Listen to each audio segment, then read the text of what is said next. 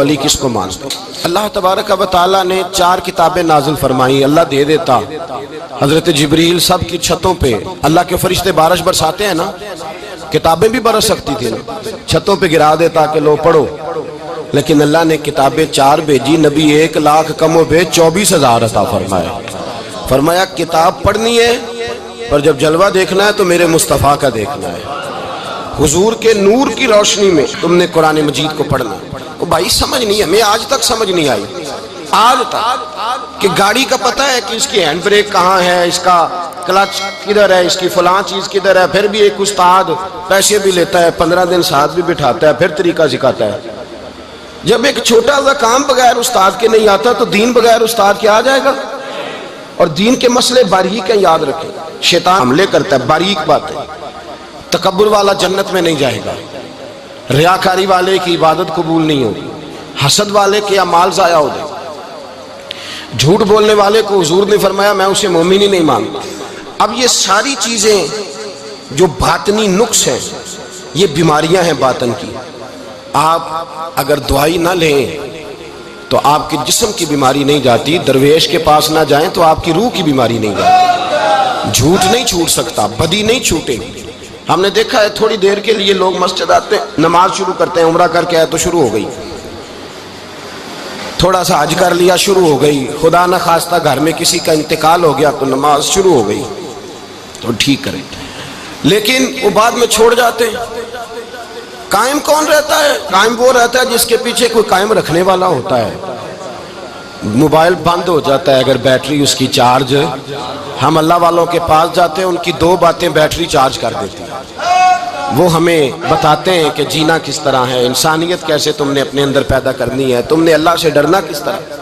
ان کی باتیں دلوں کو نرم کرتی، ان کی گفتگو انسان کو بدل دیتی، ان کی صحبت میں بیٹھنے والا بڑا آگے جاتا ہے، جو ان کی خدمت عالی مرتبت میں رہتا ہے اللہ اسے اسی طرح کا رنگ عطا کرتا ہے۔ سنیں میرے نبی پاک سید عالم علیہ السلام کے صحابی حضرت ابو ذر غفاری نے پوچھا حضور ایک بندہ نیک لوگوں سے پیار کرتا ہے پر ان کی طرح کے کام نہیں کرتا، اس کے بارے میں حکم کیا ہے؟ کوشش کرتا ہے پر غلطی رہ جاتی ہے، پر پیار سچا کرتا ہے۔ تو آپ ترغیب و ترہیب پڑھیں، میرے رسول پاک نے فرمایا جو جس سے پیار کرے گا جنت میں اسی کے ساتھ کھڑا کیا جائے گا۔ کہہ رہے ہیں کہ حضور عمل نہیں کرتا، ایک مرشد کامل، لیکن میرے بھائی جو رب کریم کے بندے تھے ان کا رشتہ اصلاح کا رشتہ تھا، پیر کے ساتھ رشتہ اصلاح کا رشتہ ہوتا ہے۔ وہ جو لوگ رسمی بیعت کرتے ہیں نا، ٹھیک ہے مرید ہو گئے چلو روزی میں برکت ہو جائے گی، اس سے بھی انکار نہیں۔ اعلیٰ حضرت فرماتے ہیں بیعت برکت کی بھی بڑی بات ہے، اور دلیل کیا ہے؟ آپ فرماتے ہیں اگر اصحاب کہف کا کتا ولیوں کے پاس بیٹھ جائے اللہ اسے خالی نہیں رکھتا، تو ولیوں سے پیار کرے گا تو کیسے خالی رہ جائے گا؟ بیعت برکت بھی بڑی بات، لیکن جب آپ مرید ہوں تو جس مکتب میں جائیں اس کا سبق یاد کریں، جس چیز سے روکا جائے اس چیز پر، سمجھ آ رہی ہے میری بات؟ لوگ کہتے ہیں جی معرفت کیا ہوتی ہے، تو معرفت آپ قرآن مجید کا 15واں سپارہ آخر سے اور 16واں سپارہ شروع سے پڑھیں، حضرت خضر اور جناب موسیٰ کا واقعہ دیکھیں، وہ ساری معرفت کی بات ہی تو ہے۔ ایک بندہ قتل کر دیا جناب خضر نے، حضرت موسیٰ کہتے ہیں یہ کیا کیا؟ آپ فرمانے لگے یہ اپنے باپ ماں کے لیے تکلیف کا سبب بن جانا تھا لہذا قتل کر دیا، بچوں کی دیوار سیدھی کر دی، یہ ساری تفصیل قرآن مجید میں ہے۔ تو حضرت سیدنا موسیٰ علیہ السلام کہنے لگے یہ کیا؟ فرمایا ان کا باپ بڑا نیک آدمی تھا۔ تو بھائی تفصیل دیکھیں آپ، اللہ والوں کے پاس لوگ جایا کرتے ہیں، ان کے پاس بیٹھتے۔ ہمارے دور کے اندر ایک بڑا غلط کام کرتے ہیں لوگ،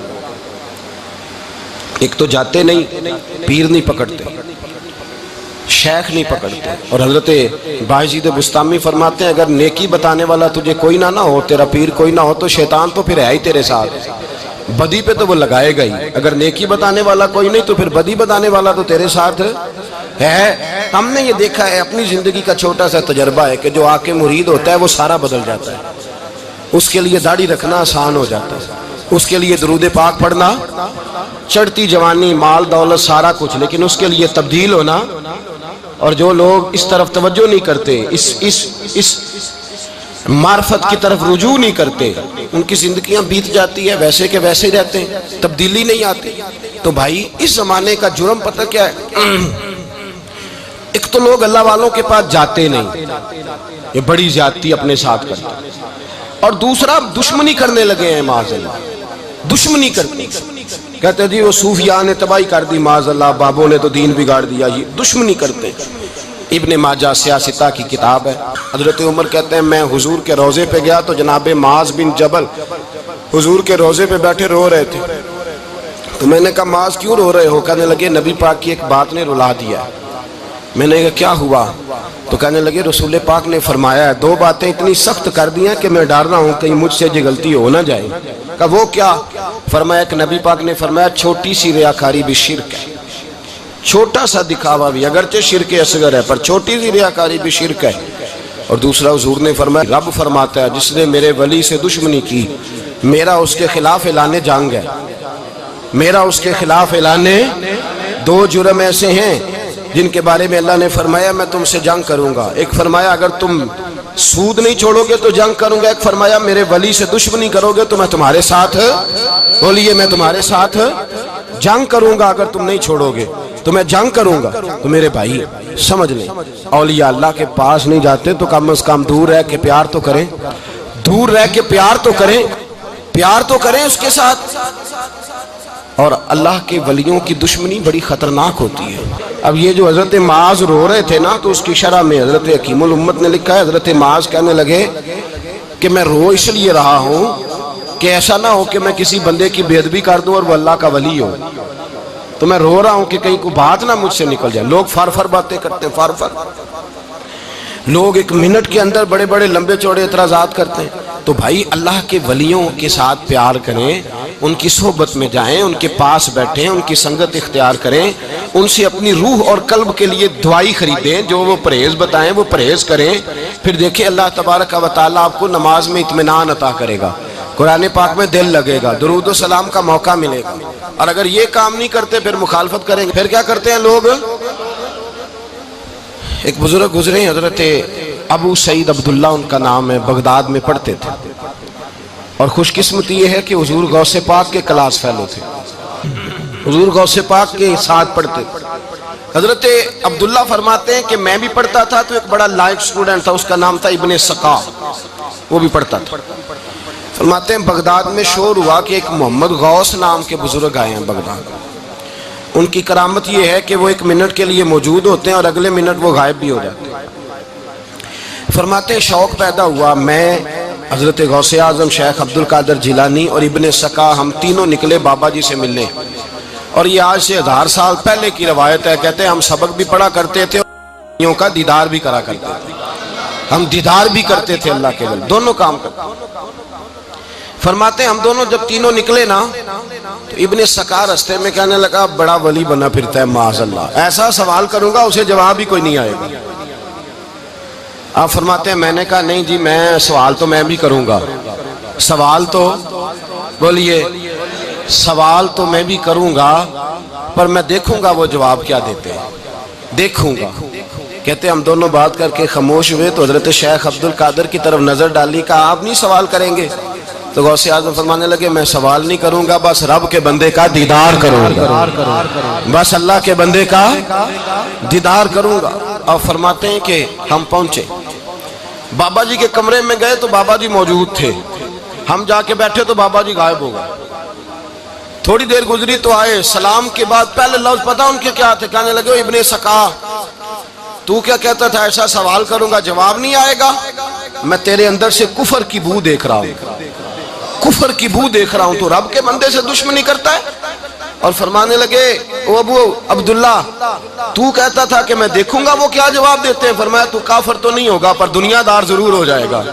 کہتا پھر بابا جی نے رخ پھیرا غوث پاک کی طرف اور کہنے لگے عبد القادر تو کہتا تھا میں رب کے بندے کا دیدار کرنے جا رہا ہوں، فرمایا جا میں تجھے دعا دیتا ہوں جب تک تیرا قدم نہیں لگے گا اللہ کسی کو ولایت عطا نہیں کرے گا، جا میں تجھے دعا دیتا ہوں جب تک تیرا قدم نہیں لگے گا رب کسی کو ولایت۔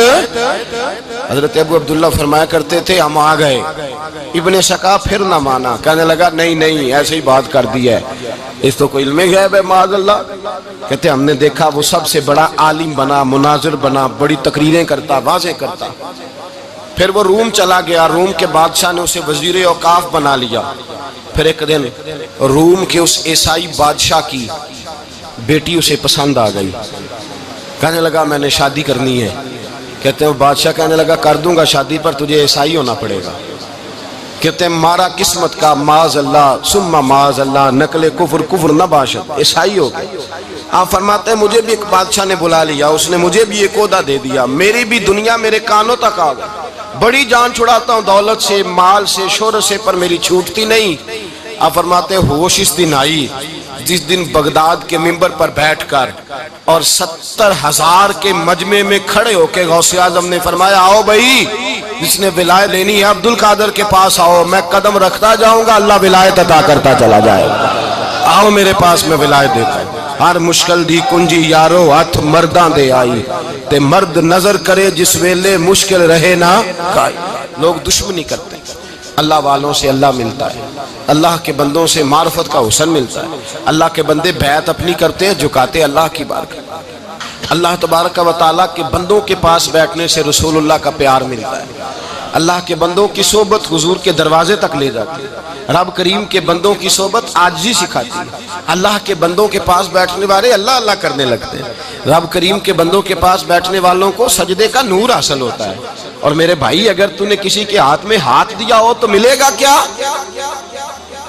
ملے گا کیا؟ خواجہ نظام الدین محبوب الہی رحمت اللہ علیہ کھڑے تھے تو ایک آدمی حلوائی کی دکان پہ کچھ چیز لینے آیا، کوئی درویش سادہ سا آدمی چھوٹی سی مسجد سے نکلا، حلوائی سے کہا دے دے، حلوائی کہا چل دوڑ جا، تو روز آگے کھڑا ہو جاتا ہے، جب سارے آتے ہیں تب آیا کر، غریب گاہک تھا نا تو حلوائی نے جھڑک دیا، اس درویش کو جوش آ گیا، کہنے لگا میرے ساتھ بدتمیزی نہ کرنا ورنہ میں تیری دکان الٹ کے رکھ دوں گا، میں تیری دکان الٹ دوں گا۔ کہنے چل دوڑ جا، بڑے دیکھے ہیں تیری طرح کے دکان الٹنے والے۔ حضرت نظام الدین محبوب الہی گزر رہے تھے، حلوائی کی نظر پڑی تو دوڑ کے دست بوسی کرنے آیا، کہنے لگا حضور السلام علیکم۔ آپ فرمانے لگے اس کے ساتھ بد اخلاقی نہ کر، تیری دکان واقعی الٹ جائے گی۔ کہا حضور کس طرح؟ یہ تو ایسے ہی سادہ سا ہے۔ آپ فرمانے لگے یہ بھی سادہ ہے، اس کا پیر بھی اسی طرح کا ہے، پر دادا پیر بڑا باکمال ہے، وہ جس کے ہاتھ میں اس کا ہاتھ ہے وہ بڑا باکمال ہے۔ فرمایا وہ تیار کھڑا ہے، وہ کہتا ہے چلو نالائق ہوا تو کیا ہوا، بچہ تو ہمارا ہی ہے نا، کہہ دے گا تو الٹ دیں گے، بچہ تو ہمارا ہی ہے نا، مجھے دشمنوں نہ چھیڑو، میرا ہے کوئی جہاں میں ابھی پکار لوں گا، نہیں دور ہے مدینہ۔ یہاں کوئی لاوارث لوگ بستے ہیں، خدا کے فضل سے ہم پر ہے سایہ غوث اعظم کا، ہمیں دونوں جہاں میں ہے سہارا غوث اعظم کا، خدا دے گا منادی حشر میں یہ قادریوں کو، کہاں ہے قادری کر لے نظارہ غوث اعظم کا۔